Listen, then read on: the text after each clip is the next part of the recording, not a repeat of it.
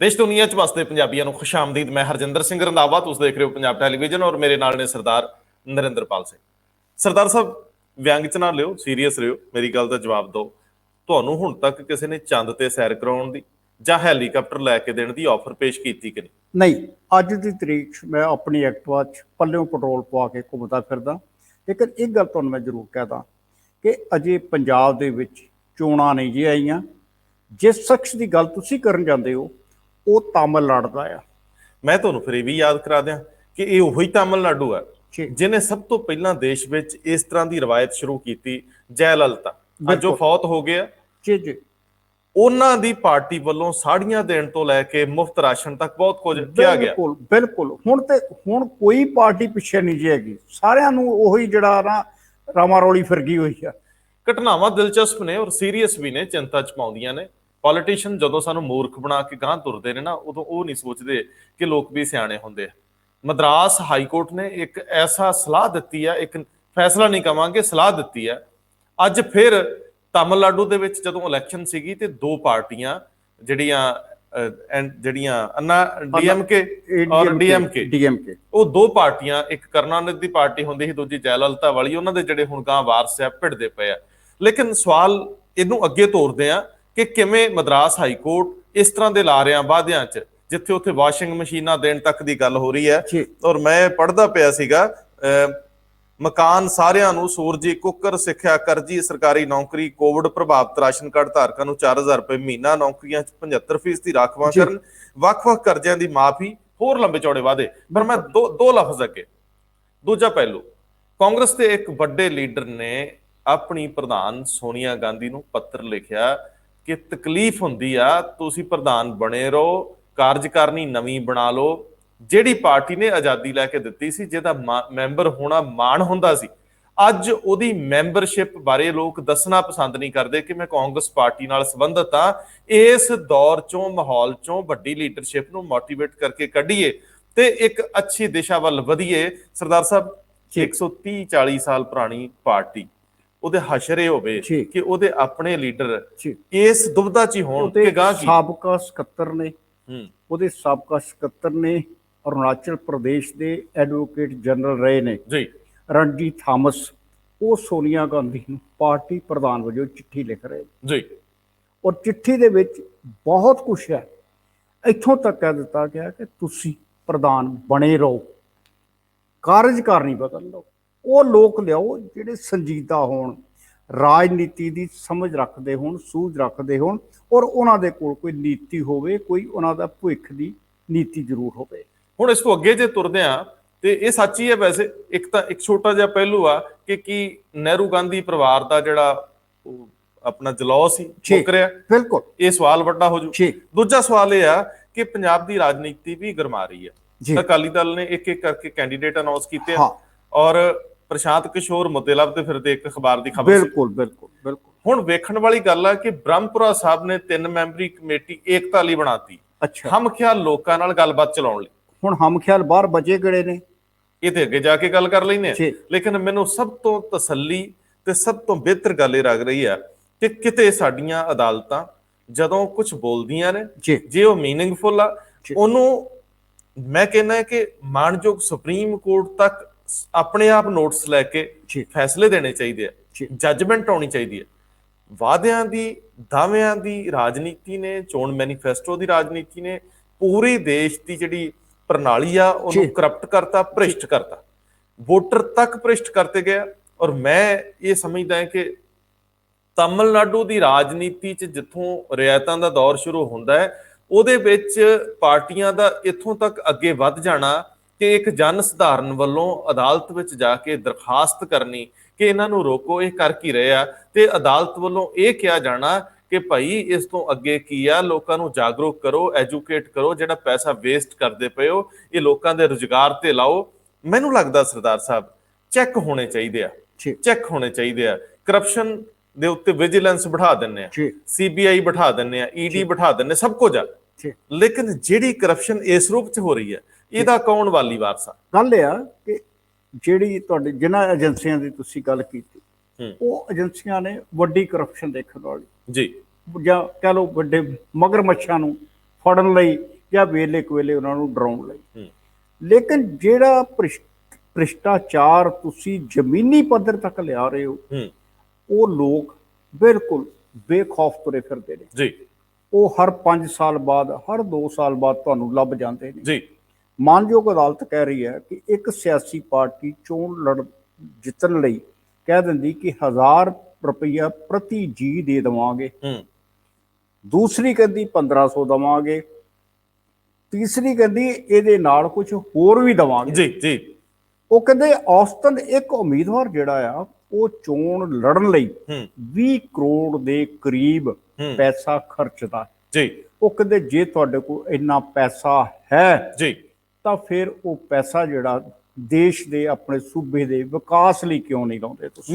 ਮੈਂ ਦੋਸਤੋ ਤੁਹਾਨੂੰ ਦੱਸਦੇ ਹਾਂ ਕਿ 31 ਮਾਰਚ ਨੂੰ ਮਦਰਾਸ ਹਾਈ ਕੋਰਟ 'ਚ ਇਹ ਸੁਣਵਾਈ ਹੁੰਦੀ ਹੈ, ਜਿਹਦੇ ਵਿੱਚ ਜਸਟਿਸ ਐਨ ਕਰੂਪਾਕਰਨ ਤੇ ਜਸਟਿਸ ਬੀ ਪੁੰਗਾਲੈਂਡੀ, ਇਹ ਮੈਂ ਸ਼ਾਇਦ ਗਲਤ ਸ਼ਬਦ, ਡਿਵੀਜ਼ਨ ਬੈਂਚ ਆ, ਡਿਵੀਜ਼ਨ ਬੈਂਚ ਨੇ ਫੈਸਲਾ ਸੁਣਾਇਆ ਹੈ। ਪੁੰਗਾਲੈਂਡੀ ਦੇ ਆਧਾਰਿਤ ਬੈਂਚ ਨੇ ਸਿਆਸੀ ਲੋਕਾਂ ਨੂੰ ਲੋਕ ਲੁਭਾਵਣੇ ਵਾਅਦਿਆਂ ਦਾ ਰਿਵਾਜ ਬੰਦ ਕਰਨ ਦੀ ਸਲਾਹ ਦਿੰਦੇ ਸਖਤ ਟਿੱਪਣੀਆਂ ਕੀਤੀਆਂ। ਲੇਕਿਨ ਸਵਾਲ ਇਹ ਆ ਕਿ ਜਦੋਂ ਅਦਾਲਤ ਇਹ ਸਲਾਹ ਦੇ ਰਹੀ ਹੈ, ਉਦੋਂ ਇਹ ਸਵਾਲ ਇੱਕ ਹੋਰ ਸੁਝਾਅ ਸਾਹਮਣੇ ਆਇਆ ਜੀ ਕਿ ਅੱਜ ਇਹ ਸੁਝਾਅ ਜਿਹੜਾ ਆ ਜਾਂ ਸਲਾਹ ਜਿਹੜੀ ਆ ਤਾਮਿਲਨਾਡੂ ਤੱਕ ਸੀਮਤ ਨਾ ਰਵੇ, ਇਹ ਬਾਕੀ ਦੇਸ਼ ਦੇ ਬਾਕੀ ਸੂਬਿਆਂ ਤੱਕ ਜਾਵੇ ਜੀ। ਔਰ ਚੋਣ ਕਮਿਸ਼ਨ ਜਿਹੜਾ ਆ ਇਸ ਸਲਾਹ ਨੂੰ ਇੱਕ ਆਦੇਸ਼ ਵਜੋਂ ਸਵੀਕਾਰ ਕਰੇ ਜੀ। ਭਾਵੇਂ ਅਦਾਲਤ ਦੀ ਸਲਾਹ ਆ, ਲੇਕਿਨ ਚੋਣ ਕਮਿਸ਼ਨ ਜੇ ਇਹ ਫੈਸਲਾ ਲੈ ਸਕਦਾ ਕਿ ਜਿਹੜੇ ਦਾਗੀ ਲੋਕ ਨੇ ਉਹਨਾਂ ਨੂੰ ਚੋਣਾਂ ਦੇ ਵਿੱਚ ਟਿਕਟਾਂ ਨਾ ਦਿੱਤੀਆਂ ਜਾਣ, ਜੇ ਟਿਕਟ ਦੇਣਾ ਮਜਬੂਰੀ ਬਣ ਗਈ ਤੇ ਫਿਰ ਇਸ਼ਤਿਹਾਰ ਰਾਹੀਂ ਦੱਸਿਆ ਜਾਏ ਕਿ ਇਹਦੇ ਤੇ ਕਿਹੜੇ ਕਿਹੜੇ ਦੋਸ਼ ਨੇ, ਕਿਹੜੇ ਕਿਹੜੇ ਮੁਕੱਦਮੇ ਚੱਲ ਰਹੇ ਨੇ ਜੀ, ਤਾਂ ਕਿ ਲੋਕਾਂ ਦੇ ਨਾਲ ਧੋਖਾ ਨਾ ਹੋ ਸਕੇ ਜੀ। ਸਵਾਲ ਰੰਧਾਵਾ ਜੀ ਇਹ ਹੈ ਕਿ ਜਦੋਂ ਤੁਸੀਂ ਸ਼ਰੇਆਮ ਹੀ ਧੋਖਾ ਕਰ ਰਹੇ ਹੋ, ਹਰ ਚੀਜ਼ ਸਬਸਿਡੀ, ਹਰ ਚੀਜ਼ 'ਚ ਰਿਆਇਤ, ਹਰ ਚੀਜ਼ 'ਚ ਰਿਆਇਤ, ਤੁਹਾਨੂੰ ਇੰਨਾ ਕੁ ਨਿਚੱਲੇ ਕਰ ਦਿੱਤਾ, ਨਿਕੰਮੇ ਕਰ ਦਿੱਤਾ ਕਿ ਤੁਹਾਨੂੰ ਰੁਜ਼ਗਾਰ ਨਹੀਂ, ਤੁਹਾਨੂੰ ਮੁਫਤ ਦੇ ਉੱਤੇ ਪੜਨ ਵਾਲੇ ਲੋਕ ਬਣਾਤਾ, ਕਿ ਇਹ ਧੋਖਾ ਨਹੀਂ ਹੈ? ਬਿਲਕੁਲ ਬਿਲਕੁਲ ਦੋਸਤੋ, ਇਹ ਇੱਕ ਵੱਡਾ ਸੱਚ ਹੈ ਕਿ ਜਦੋਂ ਤੁਸੀਂ ਕਿਸੇ ਨੂੰ ਫ੍ਰੀ ਦੀ ਰੋਟੀ ਦਿੰਦੇ ਹੋ, ਜਦੋਂ ਤੁਸੀਂ ਹਰ ਇੱਕ ਚੀਜ਼ ਫ੍ਰੀ ਦੇਣ ਦੀ ਆਦਤ ਪਾ ਦੋਗੇ, ਬੰਦੇ 'ਚ ਮਿਹਨਤ ਕਰਨ ਦੀ ਆਦਤ ਕਿੱਥੋਂ ਰਹੂਗੀ? ਬਿਲਕੁਲ ਖਤਮ ਹੋ ਜਾਏਗੀ। ਫਿਰ ਤੁਹਾਡਾ ਕਲਚਰ ਕਿੱਥੋਂ ਬਚੂਗਾ ਜੀ? ਹਰੇਕ ਕਲਚਰ ਕਿਰਤ ਤੇ ਟਿਕਿਆ ਜੀ। ਜਦੋਂ ਜੰਗਲ 'ਚ ਬੰਦਾ ਵੱਸਦਾ ਸੀ, ਉਦੋਂ ਤੋਂ ਲੈ ਕੇ ਹੁਣ ਤੱਕ ਜਿੰਨਾ ਵਿਕਾਸ ਹੈ, ਇਹ ਬੰਦੇ ਦੀ ਮਸ਼ੱਕਤ ਪਸੀਨੇ 'ਚੋਂ ਨਿਕਲਿਆ ਜੀ। ਤੇ ਜਦੋਂ ਤੁਸੀਂ ਇਸ ਰਾਹ ਤੁਰੋਗੇ ਵੀ ਬਿਜੜੇ ਨੂੰ ਆਲਣਾ ਵੀ ਅਸੀਂ ਆਪ ਬਣਾ ਕੇ ਦੇਣਾ, ਬਿਲਕੁਲ ਸਹੀ ਗੱਲ, ਤੇ ਫਿਰ ਉਹ ਸਰਵਾਈਵ ਕਿੱਦਾਂ ਕਰੂ? ਜਿੱਦਣ ਤੁਸੀਂ ਨਾ ਰਹੇ ਜਾਂ ਜਿੱਦਣ ਤੁਸੀਂ ਦੇਣਾ ਬੰਦ ਕਰ ਗਏ, ਉਦਣ ਅਗਲਾ ਕਿੱਥੇ ਜਾਊ? ਬਾਹਰ ਸਾਡੇ ਮੁਲਕਾਂ 'ਚ ਆਮ ਰਿਵਾਜ ਆ ਕਿ ਹਰ ਜਗ੍ਹਾ ਤੁਸੀਂ ਦੇਖੋ ਕੋਈ ਪੰਛੀਆਂ ਨੂੰ ਦਾਣਾ ਦੇ ਰਿਹਾ, ਕੋਈ ਜਾਨਵਰਾਂ ਨੂੰ ਖਵਾ ਰਿਹਾ। ਬਾਹਰਲੇ ਮੁਲਕਾਂ 'ਚ ਜਿਹੜਾ ਪੰਛੀਆਂ ਨੂੰ ਸੰਭਾਲਣਾ, ਜਾਨਵਰਾਂ ਨੂੰ ਸੰਭਾਲਣਾ, ਆਵਾਰਾ ਪਸ਼ੂਆਂ ਨੂੰ ਸੰਭਾਲਣਾ ਸਰਕਾਰਾਂ ਦੀ ਜ਼ਿੰਮੇਵਾਰੀ ਆ ਜੀ। ਉੱਥੇ ਨਹੀਂ ਜਿੱਥੇ ਮਰਜ਼ੀ ਥੜਾ ਦੇਖੋ ਤੁਸੀਂ ਦਾਣੇ ਖਿਲਾਰ ਦੇ ਖਾ ਲਓ। ਉਹ ਕਹਿੰਦੇ ਤੁਸੀਂ ਇਹਨਾਂ ਨੂੰ, ਮਾਲਕ ਨੇ ਸੂਝ ਦਿੱਤੀ ਹੈ, ਇਹ ਆਪਣਾ ਖਾਣਾ ਆਪ ਲੱਭ ਸਕਦੇ ਨੇ, ਇਹਨਾਂ ਨੂੰ ਉਸ ਯੋਗ ਬਣੇ ਰਹਿਣ। ਮੈਂ ਤਾਂ ਕਈ ਵਾਰੀ ਜਦੋਂ ਰਿਜ਼ਰਵੇਸ਼ਨ ਦੀ ਗੱਲ ਆਉਂਦੀ ਹੈ, ਹਾਲਾਂਕਿ ਬੜੇ ਸੈਂਸਿਟਿਵ ਵਿਸ਼ੇ ਹੈ, ਸਾਨੂੰ ਇਹਨਾਂ ਤੇ ਗੱਲ ਨਹੀਂ ਕਰਨੀ ਚਾਹੀਦੀ, ਲੇਕਿਨ ਮੈਂ ਕਈ ਵਾਰੀ ਸੋਚਦਾ ਹੈ ਕਿ ਸਮਾਜ ਵਿੱਚ ਵਖਰੇਵੇਂ ਪੈਦਾ ਕਰਨ ਦੀ ਵੀ ਇੱਕ ਚਾਲ ਹੈ। ਆਰਥਿਕ ਤੌਰ ਤੇ ਕਿਸੇ ਨੂੰ ਮਜ਼ਬੂਤ ਕਰਨ ਦੇ ਹੋਰ ਤਰੀਕੇ ਹੋ ਸਕਦੇ ਆ। ਕਈ ਵਾਰੀ ਤੁਸੀਂ ਦੂਜਿਆਂ ਨੂੰ ਰਾਹਤਾਂ ਦੇ ਕੇ ਇੱਕ ਖਾਸ ਵਰਗ ਨਾਲੋਂ ਥੱਲੇ ਲਾ ਕੇ ਰੱਖਦੇ ਹੋ। ਤੁਸੀਂ ਕਿਸੇ ਵੇਲੇ ਸਮਾਨਤਾ ਦਾ ਜਿਹੜਾ ਨਜ਼ਰੀਆ, ਸਿਧਾਂਤ ਹੈ, ਉਹਨੂੰ ਪਾਸੇ ਰੱਖ ਦਿੰਦੇ ਹੋ, ਕਿਸੇ ਨੂੰ ਇਹ ਅਹਿਸਾਸ ਕਰਾਉਂਦੇ ਹੋ ਕਿ ਤੂੰ ਨੀਵਾਂ ਹੈ। ਮੈਨੂੰ ਇੰਝ ਲੱਗਦਾ ਹੈ ਕਿ ਜੇਕਰ ਕਈ ਵਾਰੀ ਇਹ ਵੀ ਹੁੰਦਾ, ਬਹੁਤ ਸਾਰੇ ਕੇਸ ਨੇ, ਜਿੱਦਾਂ ਹੁਣ ਪਿੱਛੇ ਜੇ ਖਬਰ ਨਿਕਲੀ ਸੀ ਕਿ ਜਿਹੜੇ ਜੀ ਪਿਛਲੇ ਅਕਾਲੀ ਸਰਕਾਰ ਨੇ ਜਿਹੜੇ ਰਾਸ਼ਨ ਕਾਰਡ ਦਿੱਤੇ ਸੀ, ਨੀਲੇ ਕਾਰਡ ਜਾਰੀ ਕੀਤੇ ਸੀ, ਉਹਨਾਂ 'ਚ ਬਹੁਤ ਸਾਰੇ ਐਸੇ ਲੋਕ ਪਾਏ ਗਏ ਜਿਹੜਾ ਦੀ ਪ੍ਰਾਪਰਟੀ ਜਿਹੜੀ ਵਸੀਲਿਆਂ ਤੋਂ ਵੱਧ ਸੀਗੀ ਜਾਂ ਨੀਲੇ ਕਾਰਡਾਂ ਦੀਆਂ ਸ਼ਰਤਾਂ ਨਹੀਂ ਪੂਰੀ, ਅਸੀਂ ਕੈਂਸਲ ਕਰ ਦਿੱਤੇ ਨੇ। ਔਰ ਇਹ ਬੜੀ ਜਗ੍ਹਾ ਤੁਹਾਨੂੰ ਵੇਖਣ ਨੂੰ ਮਿਲੇਗਾ ਵੀ ਕਿ ਲੋਕ ਜਿਹੜੇ ਨੇ ਸਹਿੰਦੇ ਹੁੰਦੇ ਨੇ, ਲੇਕਿਨ ਉਹਦੇ ਬਾਵਜੂਦ ਜਦੋਂ ਕਹਿੰਦੇ ਕਿ ਨਾਲ ਦਾ ਗੁਆਂਢੀ ਜਿਹੜਾ ਆ ਉਹ ਮੁਫਤ ਦੀ ਕਣਕ ਲੈ ਰਿਹਾ, ਸਾਨੂੰ ਲੈਣ 'ਚ ਕੀ ਇਤਰਾਜ਼ ਹੈ? ਅਸੀਂ ਸਭ ਤੋਂ ਆਸਾਨ ਤਰੀਕੇ ਫੜ ਲਿਆ ਜੀ। ਦੇਖੋ ਗੱਲ ਇਹ ਹੈ ਕਿ ਜਦੋਂ ਤੁਸੀਂ ਕਿਸੇ ਖਿੱਤੇ ਨੂੰ, ਕਿਸੇ ਸੂਬੇ ਨੂੰ ਅੱਗੇ ਵਧਾਉਣਾ ਤੇ ਉਹਦੇ ਹਰ ਜੀਅ ਦਾ ਕੰਮ 'ਚ ਹੋਣਾ ਜ਼ਰੂਰੀ। ਬਿਲਕੁਲ, ਮੇਰਾ ਖਿਆਲ ਹੈ ਕਿ ਤਰੱਕੀ ਦਾ ਇਹੀ ਸਾਧਨ ਹੈ ਕਿ ਟੱਬਰ ਦੇ ਸਾਰੇ ਜੀਅ ਕੰਮ ਕਰਨ ਜਿਹੜੇ ਬਾਲਗ ਹੋਣ, ਤੇ ਜਿਹੜੇ ਬਾਲਗ ਨਹੀਂ ਉਹ ਚੰਗੀ ਐਜੂਕੇਸ਼ਨ ਹਾਸਲ ਕਰਨ ਤੇ ਉਹਨਾਂ ਨੂੰ ਸਿਹਤ ਵਧੀਆ ਦਿਓ। ਇਹ ਸਰਕਾਰਾਂ ਦੀ ਤੇ ਪਰਿਵਾਰਾਂ ਦੀ ਜ਼ਿੰਮੇਵਾਰੀ। ਅਸੀਂ ਇਹਨਾਂ ਦੋਵਾਂ ਥਾਵਾਂ ਤੇ ਨਾਕਾਮ ਹੋਏ ਹਾਂ। ਅੱਜ ਜੇਕਰ ਸਥਿਤੀ ਇਹ ਹਾਈ ਕੋਰਟ ਤੱਕ ਪਹੁੰਚ ਗਈ ਤਾਮਿਲਨਾਡੂ 'ਚ, ਤੇ ਪੰਜਾਬ ਹਾਈ ਕੋਰਟ ਤੋਂ ਵੱਖਰੀ ਨਹੀਂ ਹੋਣੀ ਚਾਹੀਦੀ। ਬਿਲਕੁਲ, ਮੈਨੂੰ ਇੰਜ ਲੱਗਦਾ ਹੈ ਕਿ ਸਾਨੂੰ ਜਿਹੜੇ ਚੋਣ ਮੈਨੀਫੈਸਟੋ ਇਹ ਲੀਗਲ ਕਰ ਦੇਣੇ ਚਾਹੀਦੇ। ਜੀ ਸਾਨੂੰ ਪਾਰਟੀਆਂ ਨੂੰ ਸਾਧਨ ਦੱਸਣ ਲਈ ਮਜਬੂਰ ਕਰਨਾ ਚਾਹੀਦਾ ਕਿ ਜੇ ਤੁਸੀਂ ਕੋਈ ਰਿਆਇਤ ਦੇਣ ਦੀ ਗੱਲ ਕਰਦੇ ਹੋ ਤੇ ਉਹ ਅਰਥ ਤੇ ਕਿੱਥੋਂ ਉਹ ਆਉਣੀ ਕਿੱਥੋਂ, ਆਉਣਾ ਪੈਸਾ ਕਿੱਥੋਂ ਆ ਰਿਹਾ ਤੁਹਾਡੇ ਮਤਲਬ ਇਹ ਨਹੀਂ ਕਿ ਮੈਂ ਤੁਹਾਡੀ ਜੇਬ ਚੋਂ ਕੱਢ ਕੇ ਤੁਹਾਨੂੰ ਹੀ ਦੇ ਦਾਂ, ਜੀ ਮੈਂ ਤੁਹਾਡੀ ਜੇਬ ਚੋਂ 10 ਕੱਢਾਂ ਤੇ ਤੁਹਾਨੂੰ ਵਾਪਸ 3 ਕਰਾਂ। ਜੀ ਇਹ ਵੀ ਨਹੀਂ ਹੋਣਾ ਚਾਹੀਦਾ। ਸਵਾਲ ਤਾਂ ਇਹ ਹੈ ਕਿ ਸਰਦਾਰ ਸਾਹਿਬ ਜਿਸ ਰਾਹ ਤੇ ਅਸੀਂ ਤੁਰੇ ਆ, ਇਸ ਰਾਹ ਦੇ ਉੱਤੇ ਅੱਗੇ ਬਹੁਤ ਨੁਕਸਾਨ ਹੋਇਆ ਤੇ ਰੋਕਣ ਵਾਲਾ ਕੋਈ ਨਹੀਂ। ਜਦੋਂ ਕੇਂਦਰ ਤੋਂ ਲੈ ਕੇ ਥੱਲੇ ਤੱਕ ਜੀ ਜੀ ਜੀ ਸੂਬਾ ਸਰਕਾਰਾਂ ਦੀ ਤੇ ਹਾਲਤ ਇਹ ਹੈ ਕਿ ਉੱਥੇ ਜਿਹੜੀਆਂ ਖੇਤਰੀ ਪਾਰਟੀਆਂ ਨੇ ਇੱਕ ਤੋਂ ਵੱਧ ਬਣਦੀਆਂ ਜਾਂਦੀਆਂ, ਉਹਨਾਂ ਦਾ ਆਪਸ ਵਿੱਚ ਕੰਪੀਟੀਸ਼ਨ ਇੰਨਾ ਹੈ ਕਿ ਉਹ ਸਰਕਾਰੀ ਅਸਾਸਿਆਂ ਨੂੰ ਲਟਾਉਣ ਤੱਕ ਤੁਰੀਆਂ। ਰੰਧਾਵਾ ਜੀ, ਹਾਲਾਤ ਕੇਂਦਰ ਦੇ ਵਿੱਚ ਬੈਠੀਆਂ ਜਿਹੜੀਆਂ ਪਾਰਟੀਆਂ ਉਹਨਾਂ ਦਾ ਵੀ ਇਹੋ ਹੀ ਆ। ਬਿਲਕੁਲ ਇਹੀ ਉਹ ਕਹਿੰਦੀਆਂ ਕਿ ਅਸੀਂ ਇਹਨਾਂ ਦੇ ਨਾਲੋਂ, ਅਸੀਂ ਸਾਡੇ ਕੋਲ ਫੰਡ ਜ਼ਿਆਦਾ ਨੇ, ਅਸੀਂ ਇਹਨਾਂ ਦੇ ਨਾਂ ਦੇ ਨਾਲ ਵਾਅਦਾ ਕਰਕੇ ਅਸੀਂ ਸਾਰੇ ਸੂਬਿਆਂ ਦੇ ਕਬਜ਼ ਹੋ ਸਕਦੇ ਹਾਂ। ਇਹੀ ਵਾਪਰ ਰਿਹਾ। ਤਾਕਤ ਜਿਹੜੀ ਆ, ਤਾਕਤ ਦਾ ਲਾਲਚ ਇੰਨਾ ਕੁ ਵੱਧ ਗਿਆ, ਉਹ ਕਹਿੰਦੇ ਕੋਈ ਡਰ ਨਹੀਂ, ਵੱਡਾ ਅਹੁਦਾ ਲੈਣ ਲਈ ਜੇ ਥੋੜਾ ਲਾਲਚ ਦੇ ਵੀ ਦਿਓ ਤਾਂ ਕੋਈ ਡਰ ਨਹੀਂ। ਸਰਦਾਰ ਸਾਹਿਬ ਇਹ ਉਦਾਹਰਨਾਂ ਨੇ ਯੂਪੀ ਦੇ ਵਿੱਚ, ਬਿਹਾਰ 'ਚ, ਹੁਣ ਬੰਗਾਲ 'ਚ ਹੋ ਕੀ ਰਿਹਾ ਕਿ ਜਿਹੜੀ ਸੈਂਟਰ ਦੀ ਸੱਤਾਧਾਰੀ ਧਿਰ ਉਹ ਜਾ ਕੇ ਦਿਖਾਉਂਦੀ ਆ ਵੀ ਅਸੀਂ ਤਗੜੇ ਹਾਂ। ਲੇਕਿਨ ਇਹ ਆ ਕਿ ਹੁਣ ਇਹ ਚੋਣ ਵਾਅਦੇ ਜਿਹੜੇ ਨਾ ਜੀ ਤੁਹਾਡੇ ਨਾਲ ਹੋਣੇ ਸ਼ੁਰੂ ਹੋ ਜਾਣਾ ਜੀ। ਨਹੀਂ ਆਪਾਂ ਤਿਆਰ ਆ। ਨਹੀਂ, ਚੋਣ ਵਾਅਦੇ ਸੁਣਨ ਲਈ ਕਿ ਰਾਇਤਾਂ ਲੈਣ ਲਈ? ਨਹੀਂ, ਮੈਨੂੰ ਇੰਜ ਲੱਗਦਾ ਹੈ ਜੀ ਕਿ ਸਾਡੀ ਸੁਣਨੀ ਕਿਸੇ ਨੇ ਨਹੀਂ, ਲੇਕਿਨ ਸਾਨੂੰ ਤਮਾਸ਼ਾ ਵੇਖਣ ਲਈ ਆਪਣੇ ਚਸ਼ਮੇ ਠੀਕ ਕਰਾ ਲੈਣੇ ਚਾਹੀਦੇ। ਬਿਲਕੁਲ, ਚਸ਼ਮੇ ਇਸੇ ਤਰ੍ਹਾਂ ਹੀ ਠੀਕ ਹੈ ਕਿ ਸਿਆਸੀ ਪਾਰਟੀਆਂ ਨੇ ਆਪਣਾ ਜਿਹੜਾ 2022 ਦੀ ਡੁਗਡੁਗੀ ਬੁਝਾ ਦਿੱਤੀ ਹੈ। ਨਟੰਕੀ ਚਾਲੂ ਆ, ਨਟੰਕੀ ਚਾਲੂ ਆ। ਲੇਕਿਨ ਸਭ ਤੋਂ ਵੱਡੀ ਜਿਹੜੀ ਤਰਾਸਦੀ ਬਣ ਆਈ ਆ ਕਿ ਪਿੱਛੇ ਜੇ ਇੱਕ ਸ਼ਖਸ ਨੂੰ ਕੈਪਟਨ ਸਰਕਾਰ ਨੇ ਆਪਣਾ ਸਲਾਹਕਾਰ ਲਾਇਆ ਸੀ। ਉਹ ਜਾਣਦੇ ਹੋ ਸਰ, ਸ਼ਖਸ ਨਹੀਂ, ਉਹ ਚਲਦੀ ਫਿਰਦੀ ਸੰਸਥਾ ਹੋ ਗਏ ਆ। ਪ੍ਰਸ਼ਾਂਤ ਕਿਸ਼ੋਰ ਇਹ 14 ਦੇ ਵਿੱਚ ਮੋਦੀ ਸਾਹਿਬ ਨੂੰ ਪੀਐਮ ਕਾਹਦਾ ਬਣਾਉਂਦੇ ਆ। ਪੂਰੇ ਦੇਸ਼ 'ਚ ਇੰਨੀ ਮੰਗ ਆ, ਇੰਨੀ ਮੰਗ ਤਾਂ ਹੁਣ ਮੈਨੂੰ ਲੱਗਦਾ ਹੈ ਕਿ ਆਪਣਾ ਅਮਰੀਕਾ ਦੇ ਰਾਸ਼ਟਰਪਤੀ ਦੀ ਨਹੀਂ, ਜਿੰਨੀ ਮੰਗ ਪ੍ਰਸ਼ਾਂਤ ਕਿਸ਼ੋਰ ਦੀ ਪੰਜਾਬ ਸਮੇਤ ਸਾਰੇ ਦੇਸ਼ ਦੇ ਸੂਬਿਆਂ ਦੀਆਂ ਸਿਆਸੀ ਪਾਰਟੀਆਂ 'ਚ। ਲੇਕਿਨ ਸਵਾਲ ਇਹ ਆ ਕਿ ਜਿਹੜੀ ਚਿੰਤਾ ਦਾ ਵਿਸ਼ਾ ਹੈ ਮੇਰੇ ਲਈ ਖਾਸ ਕਰਕੇ, ਅੱਜ ਇੱਕ ਅਖਬਾਰ 'ਚ ਖਬਰ ਲੱਗੀ ਆ ਕਿ ਪੰਜਾਬ ਦੇ 2022 ਲਈ ਮੁੱਦੇ ਲੱਭਣ ਦੇ ਵਿੱਚ ਪ੍ਰਸ਼ਾਂਤ ਕਿਸ਼ੋਰ ਨੂੰ ਬੜੀ ਮੁਸ਼ਕਲ ਆ ਰਹੀ। ਓਹੋ, ਤੇ ਤੁਹਾਨੂੰ ਕਾਹਦਾ ਫਿਕਰ ਪੈ ਗਿਆ? ਪਰੇਸ਼ਾਨੀ ਤੇ ਉਹਨੂੰ ਆ। ਨਹੀਂ, ਉਹਦਾ ਕਾਰਨ ਹੈ ਕਿ ਗੁਆਂਢੀਆਂ ਨਾਲ ਲੜਨਾ ਕਿੱਦਾਂ ਹੁਣ ਜਾ ਕੇ ਸਿਆਸੀ ਧਿਰਾਂ ਦੇ ਨਾਲ। ਗੱਲ ਇਹ ਆ ਸਰਦਾਰ ਸਾਹਿਬ, ਸੁਣਿਆ ਹੁਣ ਮੈਨੂੰ ਪਤਾ ਤਾਂ ਨਹੀਂ ਕਿਉਂਕਿ ਅਸੀਂ ਦਾਅਵਾ ਨਹੀਂ ਕਰ ਸਕਦੇ, ਸੁਣਿਆ ਵੀ ਉਹ ਫੀਸ ਬੜੀ ਮੋਟੀ ਰੱਖੀ ਉਹਨਾਂ ਜੀ, ਕਰੋੜਾਂ ਮਤਲਬ ਸੈਂਕੜੇ ਕਰੋੜ ਚ ਆਪਣੀ, ਤੇ ਉਹ ਫਿਰ ਉਹਨੇ ਬ੍ਰੇਨ ਵੀ ਰੱਖੇ ਹੋਣਗੇ ਨਾ ਕਿ ਲੋਕਾਂ ਦੇ ਦਿਮਾਗ ਨਾਲ ਕਿਵੇਂ ਖੇਡਣਾ। ਆਪਣੀ ਫੀਸ ਦੇ ਵਿੱਚੋਂ ਤੇ ਕੋਈ ਰਾਇਤ ਨਹੀਂ ਦੇਣੀ ਉਹਨਾਂ ਨੇ। ਅੱਛਾ, ਰਾਇਤ ਤੇ ਤੁਹਾਡੇ ਜਾਂ ਪਾਰਟੀ ਦੇ ਵੱਲੋਂ ਆਉਣੀ, ਪਾਰਟੀ ਫੰਡ ਚ ਆਉਣੀ ਆ, ਜਾਂ ਸਰਕਾਰੀ ਖਜ਼ਾਨੇ ਚ ਆਉਣੀ। ਨਹੀਂ, ਮੈਂ ਸਮਝਦਾ, ਮੈਨੂੰ ਤਾਂ ਲੱਗਦਾ ਕਿ ਸਰਕਾਰੀ ਖਜ਼ਾਨੇ ਚੋਂ ਨਹੀਂ ਆਉਣੀ, ਤੁਹਾਡੀ ਜੇਬ ਚੋਂ ਆਉਣੀ ਹੈ। ਹਾਂ, ਸਾਡੇ ਕੋਲੋਂ ਨਿਕਲਣੀ ਆ, ਸਾਡੇ ਚੋਂ ਨਿਕਲਣੀ ਆ।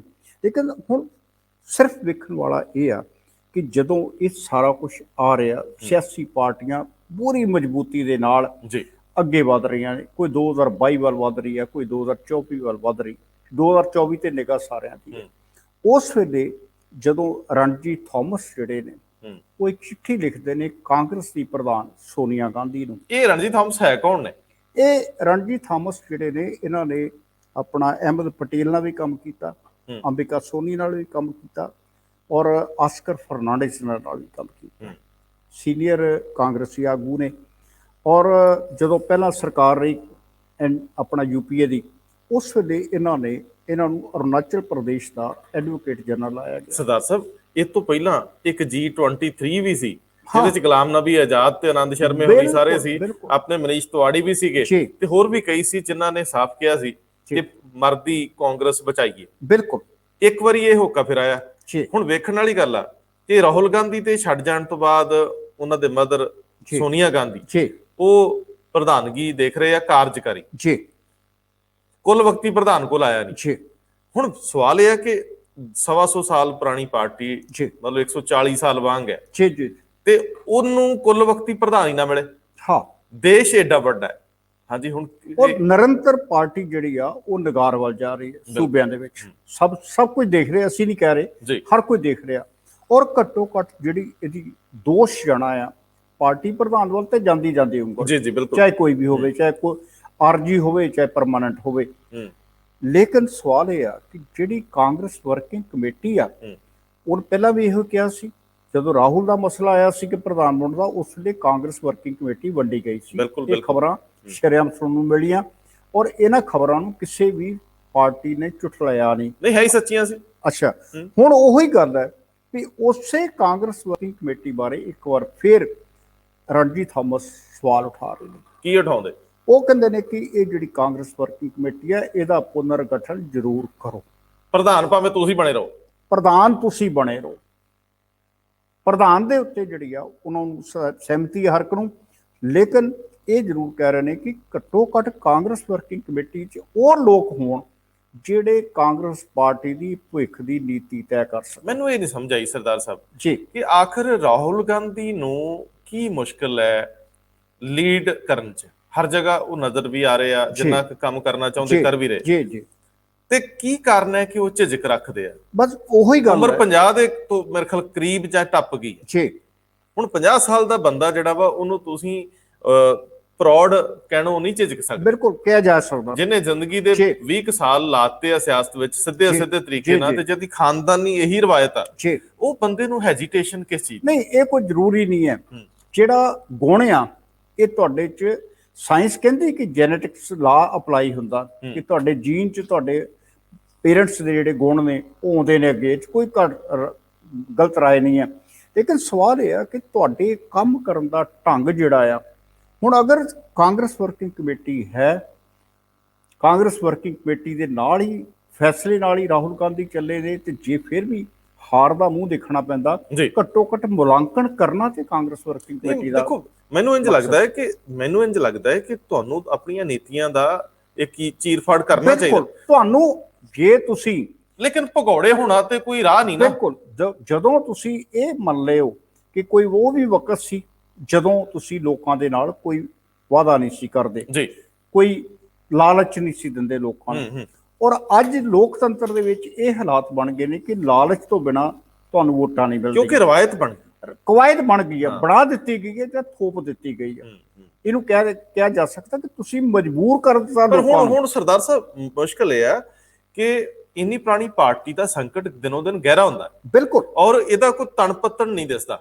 ਤੀਜੀ ਗੱਲ ਇਹ ਹੈ ਕਿ ਜਿਹੜੇ ਲੋਕ ਨਾਲ ਜੁੜੇ ਉਹ ਦਿਨੋਂ ਦਿਨ ਨਿਰਾਸ਼ ਹੁੰਦੇ ਜਾ ਰਹੇ। ਸੀਨੀਅਰ ਲੀਡਰਸ਼ਿਪ ਤੋਂ ਲੈ ਕੇ ਥੱਲੇ ਤੱਕ ਦੇ ਵਰਕਰ ਨਿਰਾਸ਼ ਹੋ ਰਹੇ। ਪੰਜਾਬ ਨੂੰ ਜੇ ਛੱਡ ਲਈਏ, ਕਿਉਂਕਿ ਪੰਜਾਬ ਦੇ ਵਿੱਚ ਕੈਪਟਨ ਅਮਰਿੰਦਰ ਸਿੰਘ ਅਜੇ ਵੀ ਆਪਣਾ ਪ੍ਰਭਾਵ ਰੱਖਦੇ, ਇੱਥੋਂ ਦੇ ਲੋਕਾਂ ਨੂੰ ਹਾਈ ਕਮਾਂਡ ਨਹੀਂ ਦੇਖਣੀ ਪੈਂਦੀ, ਦਿੱਲੀ ਨਹੀਂ ਦੇਖਣਾ ਪੈਂਦਾ। ਲੇਕਿਨ ਕਾਰਨ ਇਹ ਨਾ ਕਿ ਜਦੋਂ ਵੀ ਤੁਹਾਡੇ ਸਾਹਮਣੇ ਜਦੋਂ ਵੀ ਕੋਈ ਫੈਸਲਾ ਹਾਈ ਕਮਾਂਡ ਵਾਲੇ ਬਸ ਖਾਤੇ ਚਲ ਜਾਂਦਾ, ਫਿਰ ਉਹ ਜਿਹੜਾ ਲਟਕ ਜਾਂਦਾ ਫੈਸਲਾ, ਕਿਉਂਕਿ ਉੱਥੇ ਸਪਾਈਨਲੈਸ ਲੋਕ ਬੈਠੇ। ਬਿਲਕੁਲ, ਜਿਹੜਾ ਨਵਜੋਤ ਸਿੱਧੂ ਦਾ ਮਸਲਾ ਤੁਹਾਡੇ ਸਾਹਮਣੇ ਆ ਕਿ ਜਦੋਂ ਦਾ ਉੱਤੇ ਗਿਆ ਬਸ ਲਟਕ ਗਿਆ, 2 ਸਾਲ ਸਹਿਜੇ ਆਰਾਮ ਨਾਲ ਬਾਹਰ ਨਿਕਲ ਗਏ, ਕੋਈ ਫੈਸਲਾ ਨਹੀਂ ਹੋ ਸਕਿਆ। ਇੱਕ ਬੰਦੇ ਦਾ ਕੈਰੀਅਰ ਪੂਰੇ ਦਾ ਪੂਰਾ ਖਤਮ। ਬਿਲਕੁਲ, ਇੱਕ ਬੰਦੇ ਦਾ ਨਹੀਂ, ਇੱਕ ਪਾਰਟੀ ਦਾ ਵਕਾਰ ਵੀ ਦਾਅ ਤੇ ਲੱਗਾ। ਦੋਨੇ ਪਹਿਲੂ ਦੇਖਣੇ ਬਣਦੇ ਨੇ। ਬਿਲਕੁਲ। ਲੇਕਿਨ ਹੁਣ ਸਵਾਲ ਇਹ ਆ ਕਿ ਜਦੋਂ ਤੁਸੀਂ ਇਸ ਮੁਕਾਮ ਤੱਕ ਪੁੱਜ ਗਏ ਹੋ, ਇੱਕ ਚੋਣ ਤੁਸੀਂ ਲੜ ਰਹੇ ਹੋ ਪਾਰਟੀ ਵਜੋਂ, 2021 ਦੀਆਂ ਜਿਹੜੀਆਂ ਉੱਥੇ ਚੋਣਾਂ ਹੋ ਰਹੀਆਂ 5 ਸਟੇਟਾਂ 'ਚ ਦੇਖ ਰਹੇ ਹੋ, ਉਸ ਤੋਂ ਬਾਅਦ 2022 ਦੀ ਤਿਆਰੀ ਹੈ ਜੀ। 2022 ਲਈ ਤੁਸੀਂ ਮਾਨਸਿਕ ਤੌਰ ਤੇ ਕਿੰਨੇ ਕੁ ਤਿਆਰ ਹੋ ਚੁੱਕੇ? ਨਹੀਂ ਸਰਦਾਰ ਸਾਹਿਬ, 2022 ਤਾਂ ਕੁਝ ਸੂਬਿਆਂ 'ਚ ਹੈ, ਯੂਪੀ ਦੇ ਵਿੱਚ ਆ, ਇੱਥੇ ਆ, ਪੰਜਾਬ 'ਚ ਆ, ਲੇਕਿਨ ਮੈਨੂੰ ਲੱਗਦਾ ਹੈ ਕਿ 24 ਬਹੁਤ ਵੱਡਾ ਸੰਕਟ ਹੈ। ਵੱਡਾ ਸੰਕਟ ਕਾਰਨ ਇਹ ਆ ਕਿ ਹੁਣ ਤੁਸੀਂ ਦੂਜੀ ਪਾਰਟੀ ਦੀ ਹਾਰ ਵਿੱਚੋਂ ਆਪਣੀ ਜਿੱਤ ਤਾਂ ਨਹੀਂ ਨਾ ਦੇਖ ਸਕਦੇ। ਨਹੀਂ, ਤੁਸੀਂ ਆਪਣੀ ਜਿੱਤ ਦਾ ਫੈਸਲਾ ਆਪ ਕਰੋ, ਉਹਦੀ ਰਣਨੀਤੀ ਆਪ ਤੈਅ ਕਰੋ। ਤੁਹਾਨੂੰ ਆਪਣਾ ਆਪ ਦਿਖਾਉਣਾ ਪੈਣਾ। ਬਿਲਕੁਲ, ਦੂਜਾ ਹਰ ਜੇ ਤੇ ਤੁਸੀਂ ਬਦਲ ਵਜੋਂ ਜਿੱਤ ਜਾਓ, ਇੰਜ ਨਹੀਂ ਹੁੰਦਾ। ਇਹ ਨਹੀਂ। ਮੈਂ ਹੁਣ ਸਰਦਾਰ ਸਾਹਿਬ ਪੰਜਾਬ ਵੱਲ ਆਉਂਗਾ। ਸਮੇਂ ਦੀ ਕਿੱਲਤ ਆ ਕਿ ਬ੍ਰਹਮਪੁਰਾ ਸਾਹਿਬ ਜਿਹੜੇ ਸਭ ਤੋਂ ਪਹਿਲਾਂ ਬਾਦਲ ਦਲ ਨੂੰ ਛੱਡ ਕੇ ਬਾਹਰ ਆਉਂਦੇ ਆ 2018 ਚ, ਹਾਂ, ਜਥੇਦਾਰ ਸੇਖਵਾਂ ਸਾਹਿਬ ਔਰ ਨਾਲ ਸਰਦਾਰ ਰਤਨ ਸਿੰਘ ਅਜਨਾਲਾ ਤੇ ਬ੍ਰਹਮਪੁਰਾ ਸਾਹਿਬ, ਹਾਂ, ਤਿੰਨ ਇਹ ਆਉਂਦੇ ਆ। ਲੇਕਿਨ ਉਸ ਤੋਂ ਬਾਅਦ ਜਦੋਂ ਢੀਂਡਸਾ ਬਾਹਰ ਚਲੇ ਜਾਂਦੇ ਆ, ਜਦੋਂ ਇਹ ਮੁੜ ਕੇ ਇਕੱਠੇ ਨਹੀਂ ਹੋ ਪਾਉਂਦੇ, ਇਹਨਾਂ ਦੇ ਵਿੱਚ ਵਖਰੇਵੇਂ ਆ ਜਾਂਦੇ। ਬਿਲਕੁਲ, ਉਸ ਤੋਂ ਬਾਅਦ ਇਹ ਸਾਰੇ ਹੀ ਕਮਜ਼ੋਰ ਹੋਏ ਜੀ, ਆਪਸੀ ਵਖਰੇਵਿਆਂ ਕਰਕੇ ਕਮਜ਼ੋਰ ਪਏ। ਕਹਿ ਸਕਦੇ ਹੋ ਕਿ ਇਹ ਜ਼ਰੂਰ ਦਾਅਵਾ ਕੀਤਾ ਗਿਆ ਕਿ ਅਸੀਂ ਹਮਖਿਆਲੀ ਪਾਰਟੀਆਂ ਇੱਕ ਮੰਚ ਤੇ ਇਕੱਠੇ ਹੋਵਾਂਗੇ, ਲੇਕਿਨ ਉਸ ਇੱਕ ਮੰਚ ਨੂੰ ਸਿਰਜਣ ਦੇ ਵਿੱਚ ਹੀ ਸਾਲ ਲੱਗ ਗਿਆ।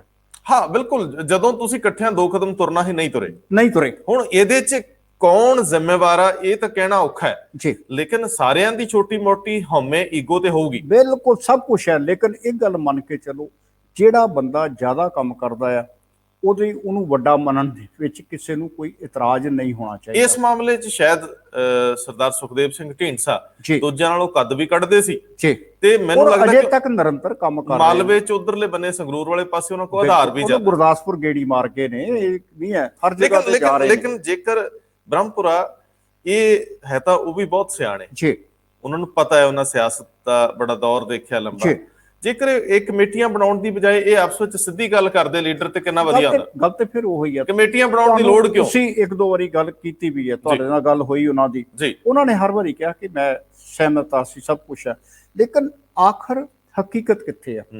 ਜਿਹੜਾ ਹੁੰਦਾ ਨਾ ਇੱਕ ਅਸੀਂ ਕਹਿੰਦੇ ਕਿ ਕਾਗਜ਼ ਤੇ ਲਿਖ, ਜੀ ਉਹ ਕਿੱਥੇ ਆ? ਜੀ ਉਹ ਅਜੇ ਲਿਖਤ ਜਿਹੜੀ ਹੈ ਕਿਸੇ ਦੇ ਸਾਹਮਣੇ ਨਹੀਂ ਆਈ। ਔਰ ਜਦੋਂ ਬਾਕੀ ਧਿਰਾਂ ਜਿਹੜੀਆਂ ਨੇ ਉਹ 2022 ਵੱਲ ਛਾਲਾਂ ਮਾਰਦੀਆਂ ਜਾ ਰਹੀਆਂ ਨੇ, ਤਿਆਰੀ 'ਚ ਨੇ, ਔਰ ਤੁਸੀਂ ਅਜੇ ਵੀ ਸੋਚ ਰਹੇ ਹੋ ਕਿ ਇੱਕ ਕਮੇਟੀ ਹੋਰ ਬਣਾ ਲਈਏ, ਇੱਕ ਕਮੇਟੀ ਹੋਰ ਬਣਾ ਲਈਏ। ਇਹ ਕਮੇਟੀਆਂ ਦਾ ਬਣਨਾ ਕਈ ਵਾਰੀ ਕੰਮ ਮਿੱਟੀ ਹੋਣਾ ਵੀ ਹੁੰਦਾ। ਲੇਕਿਨ ਸਰਦਾਰ ਸਾਹਿਬ ਇੱਕ ਹੋਰ ਮਸਲਾ ਵੀ ਹੈ ਕਿ ਜਦੋਂ ਅਕਾਲੀ ਦਲ ਪੜਾਅ ਦਰ ਪੜਾਅ ਆਪਣੀਆਂ ਟਿਕਟਾਂ ਫਾਈਨਲ ਕਰਦਾ ਜਾ ਰਿਹਾ, ਬਿਲਕੁਲ, ਉਦੋਂ ਉਹਨਾਂ ਦੇ ਜਿਹੜੇ ਰਾਈਵਲ ਨੇ, ਜਿਹੜੇ ਉਹਨਾਂ ਦੇ ਵਿਰੋਧੀ ਸਿਧਾਂਤਕ ਸ਼ਰੀਕ ਨੇ, ਉਹਨਾਂ ਵੱਲੋਂ ਅਜੇ 2 ਕਦਮ ਨਹੀਂ ਚੱਲਿਆ ਗਿਆ। ਇਹ ਵੀ ਇੱਕ ਸ਼ਾਇਦ ਮੈਨੂੰ ਲੱਗਦਾ ਕਿ ਪੰਜਾਬ ਦੀ ਰਾਜਨੀਤੀ ਵਿੱਚ ਨਵੇਂ ਜਿਹੜੇ ਮਿਆਰ ਹੋਣਗੇ, ਕਿਉਂਕਿ ਜਦੋਂ ਕੋਈ ਸੰਗਠਿਤ ਧਿਰ ਹੁੰਦੀ ਉਹਦਾ ਦੂਜੇ 'ਚ ਮਰਜ ਹੋਣਾ ਔਖਾ ਹੈ। ਬਿਲਕੁਲ, ਲੇਕਿਨ ਜਿਵੇਂ ਨਵਜੋਤ ਸਿੰਘ ਸਿੱਧੂ ਸਲੋਲੀ ਕਾਰਨਰ ਕੀਤੇ ਗਏ ਔਰ ਉਹਨਾਂ ਕੋਲ ਹੁਣ ਕੋ ਬਹੁਤੇ ਬਦਲ ਨਹੀਂ ਬਚੇ, ਮੈਨੂੰ ਇੰਜ ਲੱਗਦਾ ਕਿ ਸਟੇਟ ਦੇ ਵਿੱਚ 10-12 ਵੱਡੇ ਸਟੇਚਰ ਦੇ ਲੀਡਰ ਜਿਹੜੇ ਆ, ਉਹਨਾਂ ਨੂੰ ਇੱਕ ਜਗ੍ਹਾ ਅਨਸਰ ਦੀ ਲੋੜ ਵਜੋਂ ਇਕੱਠੇ ਹੋਣਾ ਪੈਣਾ। ਬਿਲਕੁਲ, ਹੋਰ ਉਹਨਾਂ ਕੋਲ ਰਸਤਾ ਹੀ ਨਹੀਂ ਬਚਣਾ। ਤੁਹਾਨੂੰ ਜਿਹਨੂੰ ਤੁਸੀਂ ਕਹਿੰਦੇ ਹੋ ਨਾ ਕਈ ਵਾਰੀ ਚੌਥੀ ਧਿਰ ਕਹਿੰਦੇ ਹੋ, ਕਿਉਂਕਿ ਤੀਸਰੀ ਧਿਰ ਨੂੰ ਤੇ ਆਮ ਆਦਮੀ ਪਾਰਟੀ ਵਿੱਚ ਲੋਕਾਂ ਨੇ ਦੇਖ ਲਿਆ ਜਾਂ ਅਜੇ ਵੀ ਕਹਿ ਰਹੇ ਨੇ ਕਿ ਤੀਸਰੀ ਧਿਰ ਹੈ। ਜਿਹੜੀ ਚੌਥੀ ਧਿਰ ਹੈ, ਜਿਹੜਾ ਸਾਰੇ ਸਿਆਸੀ ਮਾਹੌਲ ਦਾ ਬਦਲ ਦੇਖਿਆ ਜਾ ਰਿਹਾ ਕਿ ਆਖਰ ਇਹਨਾਂ ਸਾਰਿਆਂ ਨੂੰ ਪਛਾਣਿਆ ਹੋਏ ਲੋਕਾਂ ਨੇ। ਜੀ, ਭਾਜਪਾ ਨੇ ਇੱਕ ਵਾਰ ਵੱਖਰੇ ਆਪਣੀ ਗੇਮ ਖੇਡਣੀ ਹੈ, ਡਫਲੀ ਵਜਾਉਣੀ ਆ। ਕਾਂਗਰਸ, ਅਕਾਲੀ ਦਲ ਤੇ ਆਮ ਆਦਮੀ ਪਾਰਟੀ ਨੂੰ ਲੋਕਾਂ ਨੇ ਵੇਖ ਲਿਆ ਹੋਇਆ ਕਿੱਧਰ ਨੂੰ ਜਾ ਸਕਦੇ।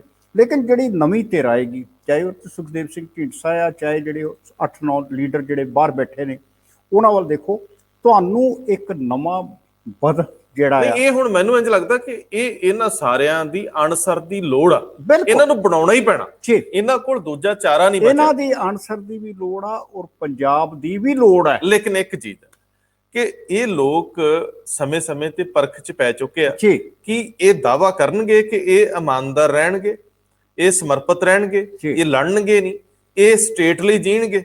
ਦੇਖੋ ਗੱਲ ਇਹ ਆ, ਸਮੇਂ-ਸਮੇਂ ਤੇ ਇਹ ਉਹਨਾਂ ਪਾਰਟੀਆਂ 'ਚ ਸਾਰੇ ਰਹੇ ਆ ਜਿਹੜੀਆਂ ਪਾਰਟੀਆਂ ਨੇ ਕੱਖ ਨਹੀਂ ਸਵਾਰਿਆ। ਹੁਣ ਇਹ ਪਾਰਟੀ ਵਿਚਾਰ ਨਾਲੋਂ ਵੱਖਰੇ ਹੋ ਕੇ ਪੰਜਾਬ ਲਈ ਕੀ ਕਰਨਗੇ, ਇਹ ਇਹਨਾਂ ਲਈ ਵੀ ਸਵਾਲ ਆ। ਇਹਨਾਂ ਨੂੰ ਲੋਕ ਪ੍ਰਵਾਨ ਕਿਉਂ ਕਰਨ, ਇਹਨਾਂ ਨੂੰ ਦੱਸਣਾ ਪੈਣਾ। ਬਸ ਮੈਂ ਤੁਹਾਡੇ ਇਸ ਸਾਰੇ ਜਿਹੜੇ ਸਵਾਲ ਦਾ ਇੱਕੋ ਜਵਾਬ ਦੇਣਾ ਚਾਹੁੰਦਾ। ਮਾਫ ਕਰਨਾ, ਇਹ ਕਿਸੇ ਪੇਸ਼ੇ ਦੇ ਨਾਲ ਜੁੜੀ ਹੋਈ ਇੱਕ ਗੱਲ ਹੈ। ਕਹਿੰਦੇ ਕਿ ਪਟਵਾਰੀ ਦੀ ਨੌਕਰੀ ਨਿਕਲ ਆਈ, ਇੰਟਰਵਿਊ ਲੈਣ ਵਾਲੇ ਜਿਹੜੇ ਸੀ ਉਹ IAS ਅਧਿਕਾਰੀ ਸਨ। ਅੱਛਾ, ਤੇ ਉਹਨਾਂ ਨੇ ਕਿਹਾ ਵੀ ਉਹਨਾਂ ਨੂੰ ਦੱਸਿਆ ਗਿਆ ਸੀ ਕਿ ਘੱਟੋ ਘੱਟ ਪਟਵਾਰੀਆਂ ਨੂੰ ਪਹਾੜੇ ਜ਼ਰੂਰ ਹੋਣੇ ਚਾਹੀਦੇ ਨੇ, ਟੇਬਲਸ ਜਿਹਨੂੰ ਕਹਿੰਦੇ ਆ। ਅੱਛਾ, ਉਹਨਾਂ ਨੇ ਦੋ ਕੁ ਸਵਾਲ ਪੁੱਛੇ, ਉਹਨਾਂ ਗਲਤ ਦਿੱਤੇ। ਉਹ ਕਹਿੰਦੇ ਕਿ ਨਹੀਂ ਸੌਰੀ, ਜਿਹੜਾ ਨਾਲ ਬੰਦਾ ਬੈਠਾ ਸੀ ਉਹ ਪੁਰਾਣਾ ਘਾਗ ਸੀ। ਉਹ ਕਹਿੰਦਾ ਛੱਡੋ ਜੀ, ਜਾਣ ਦਿਓ, ਇੱਕ ਤਾਂ ਹਿੰਸਾ ਇਧਰ ਉਧਰ ਹੋਣ ਡਿਆ, 3/21 ਨਹੀਂ 22 ਕਹਿਣ ਡਿਆ, 9/81 ਨਹੀਂ 81 ਕਿਹਾ, ਕੋਈ ਡਰ ਨਹੀਂ। ਕਹਿੰਦਾ ਕਿਉਂ ਭਾਈ? ਕਹਿੰਦਾ ਜੀ ਜਦੋਂ ਕਿ ਜੱਟ ਦੀ ਇੱਕ ਅੱਧੀ ਕਿੱਲਾ ਜ਼ਮੀਨ ਇੱਧਰ ਉੱਧਰ ਕੀਤੀ, ਉਹਨੂੰ ਸ਼ਾਮ ਤੱਕ ਸਾਰੀ ਭਾਰਤ ਸਕਾ ਲੈਣੇ।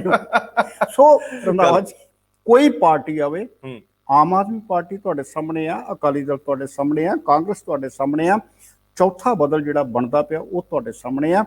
ਜਿਹੜਾ ਵੀ ਗਲਤੀ ਕਰੇਗਾ ਉਹਦੀ ਗਲਤੀ ਜਿਹੜੀ ਆ, ਹੋ ਸਕਦਾ ਪਹਿਲੀ ਵਾਰ ਕੋਈ ਪੰਜਾਬ ਵਾਲੇ ਪ੍ਰਵਾਨ ਕਰ ਲੈਣ, ਭੁੱਲ ਮੰਨ ਲੈਣ, ਲੇਕਿਨ ਦੂਸਰੀ ਵਾਰੀ ਗਲਤੀ ਨਹੀਂ ਕਰਨ ਦਿੰਦੇ ਕਿਸੇ ਨੂੰ। ਬਿਲਕੁਲ ਠੀਕ ਹੈ। ਇਹ ਹੁਣ ਪੰਜਾਬੀਆਂ ਤੇ ਛੱਡਦੇ ਆ ਕਿ ਦੇਖੋ ਬੜੇ ਸਾਲ ਸਹਿ ਲਿਆ, ਹੁਣ ਕੁਝ ਢੰਗ ਦੇ ਫੈਸਲੇ ਕਰਾਉਣ ਲਈ ਇਕੱਠੇ ਹੋ ਜਾਓ, ਪ੍ਰੈਸ਼ਰ ਗਰੁੱਪ ਬਣਾਓ, ਚੰਗੇ ਲੋਕ ਜਿਹੜੇ ਉਹਨਾਂ ਨੂੰ ਅੱਗੇ ਲਿਆਓ। ਜਿਹੜੇ ਰਾਜਨੀਤੀਵਾਨ ਹਮੇਸ਼ਾ ਲਾਰੇ ਲੱਪੇ ਲਾ ਕੇ ਠੱਗ ਠੁੱਕਦੇ ਰਹੇ ਆ, ਉਹਨਾਂ ਨੂੰ ਹੁਣ ਮੂੰਹ ਨਹੀਂ ਲਾਉਣਾ ਚਾਹੀਦਾ। ਇੱਕ ਵਾਰੀ ਪੰਜਾਬ ਬਦਲ ਕੇ ਦੇਖੇ ਤਾਂ ਸਹੀ। ਸਭ ਤੋਂ ਪਹਿਲਾਂ ਵੋਟਰ ਨੂੰ ਬਦਲਣਾ ਹੋਊਗਾ, ਸਾਡੇ ਵਰਗੇ ਲੋਕਾਂ ਨੂੰ ਬਦਲਣਾ ਹੋਊਗਾ। ਮੈਨੂੰ ਲੱਗਦਾ ਹੈ ਕਿ ਜਿੰਨਾ ਪੰਜਾਬ ਪਛੜਿਆ, ਜੇ ਹੁਣ ਇਸ ਤੋਂ 2 ਕਦਮ ਵੀ ਅੱਗੇ ਅਸੀਂ ਅੱਖਾਂ ਮੀਟ ਕੇ ਤੁਰੇ, ਫਿਰ ਸਾਡਾ ਰਹਿਣਾ ਕੱਖ ਨਹੀਂ, ਪੋਲੀਟੀਸ਼ੀਅਨਸ ਦਾ ਜਾਣਾ ਕੱਖ ਨਹੀਂ। ਬਹੁਤ ਮਿਹਰਬਾਨੀ।